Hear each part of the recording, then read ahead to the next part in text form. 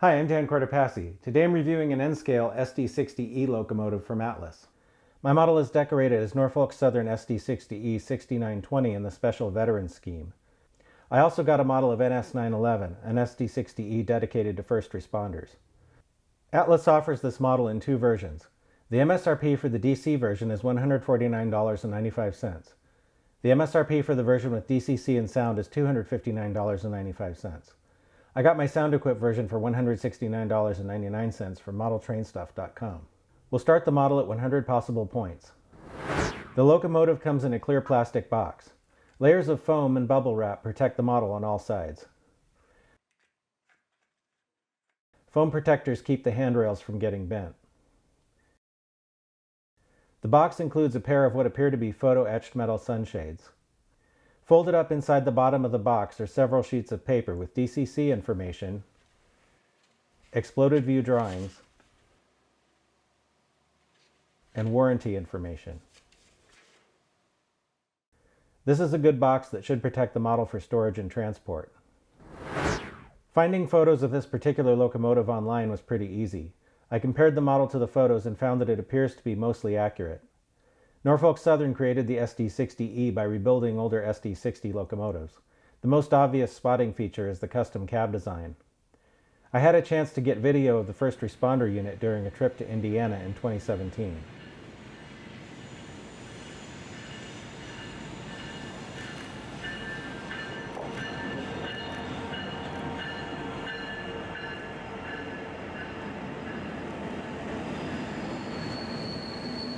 Going by photo dates, the PTC array on the roof was added sometime between late July and October of 2014, so the model best represents the engine after that time.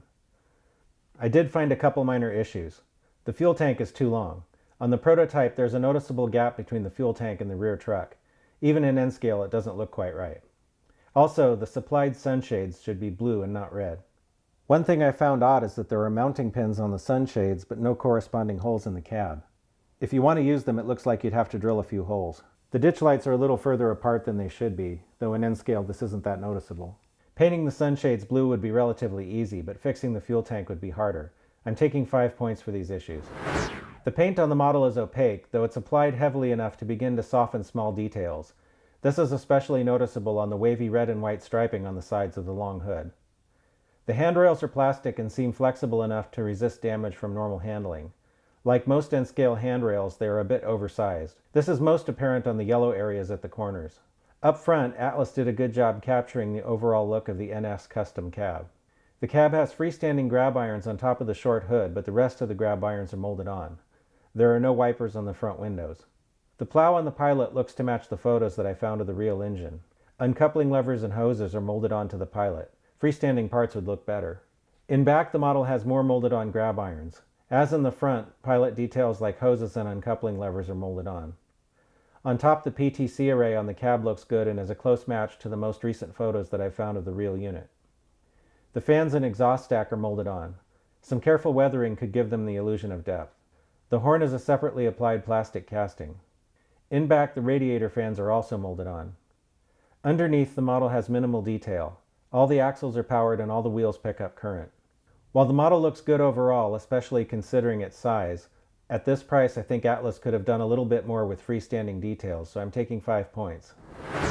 The model has plastic Accumate couplers on both ends. The front coupler is close enough to call it good. The Accumates aren't as tall as the Microtrain's couplers, so I'm looking for a match along the horizontal center.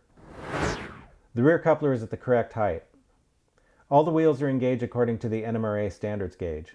There is no significant body wobble. The model weighs 3.7 ounces. I measured a peak drawbar pull of 0.7 ounces on my force gauge.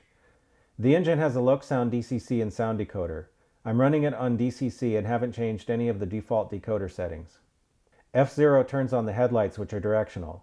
The front light is on when the engine is set to move forward, and the rear light turns on when the engine is set to move in reverse. F6 operates the ditch lights. These are also directional. When F2 is pressed to sound the horn, the ditch lights flash. Unfortunately, because both lights are from a single source, they can't flash alternately like they do on the real thing. F12 dims the headlights. The rear number boards come on with the rear headlight. The rear ditch lights work the same as the front ones.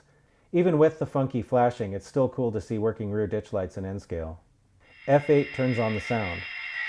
F2 sounds the horn, which will do a long or short toot depending on how long the F2 key is pressed. F1 rings the bell.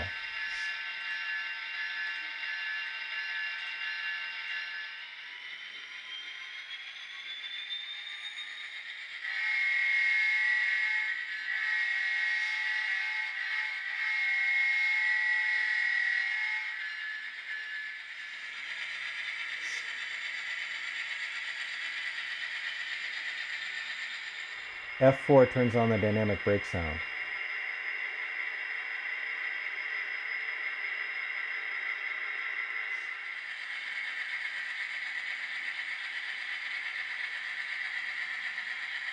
F9 activates the drive hold feature, which allows the motor sound to rev independently of the locomotive's actual speed. This is useful for simulating a heavy train starting on a grade,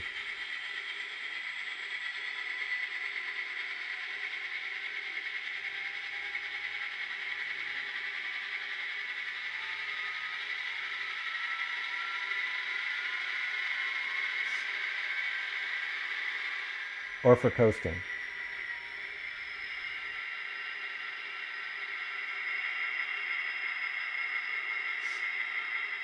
F10 is an independent brake, which will bring the locomotive to a stop. The momentum settings in the decoder determine how long this takes. Pressing F10 again will allow the locomotive to move.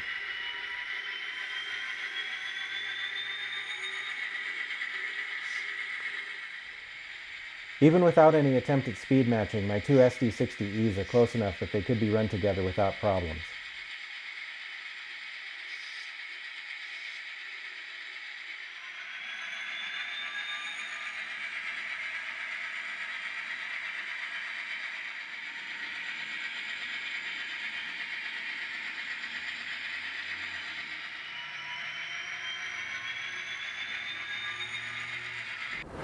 Let's see what we've got.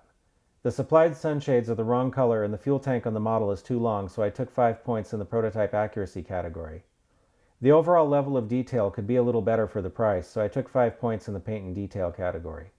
That leaves us with 90 out of 100 possible points, which would be an A- on a report card. This is a good model and it deserves a green signal. Overall, I think Atlas did a pretty good job on this model. If you're looking for some unique Norfolk Southern power for your N-scale layout, then I think you might like it.